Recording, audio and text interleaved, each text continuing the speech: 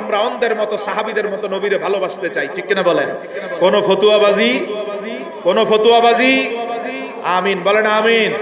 আমার ভাইয়েরা, তো আনাস চাইতেছে নবীর কাছে আপনি সুপারিশ করবেন। নবী বলতেছে, আনাস রে আনাস, শুধু তোমারে না, আমি আমার সব উম্মতকে সুপারিশ করব। এই হাদিস বোঝা যায় নবী উম্মতকে ভুলবেন। নবী বলতেছেন সবাইকে করব, তো যদি না চিনেন করবেন কিভাবে, ঠিক কিনা বলেন? আমারে যদি নবী নাই চিনেন, আমার জন্য আল্লাহর কাছে বলবেন কিভাবে? এই হাদিস স্পষ্ট বুঝায় নবী আমাদের সবাইকে চিনেন, ঠিক কিনা বলেন? নবী আমাদের সবাইকে চিনবেন। এমনি তো ওযুর জায়গা উজ্জ্বল হবে, তাছাড়াও নবী আমাদেরকে চিনবেন। আনাস বলেন, ইয়া রাসূলুল্লাহ, আপনারে কোথায় খুঁজে পাবো? এই বিশাল জায়গাতে, হাসরের ময়দানে সবাইকে আল্লাহ একত্রিত করবেন, আপনাকে খুঁজে পাবো কোথায়? নবীজি বলবেন, ফাতলুবনি ইনদাস সিরাত। রে আনাস, হাসরের ময়দানের সবচেয়ে কঠিন জায়গার নাম ফুলসেরাত। ফুলসেরাত হচ্ছে সবচেয়ে কঠিন জায়গা।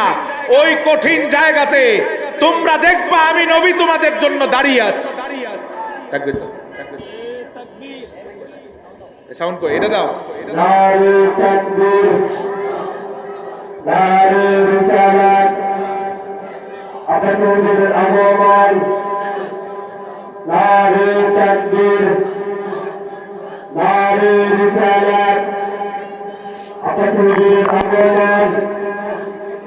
একদম প্রকাশের পক্ষ থেকে নারে তাকবীর, নারে তাকবীর, নারে রিসালাত, আকাশ হুজুরের আগমন, আকাশ হুজুরের আগমন, নবী বংশের আগমন।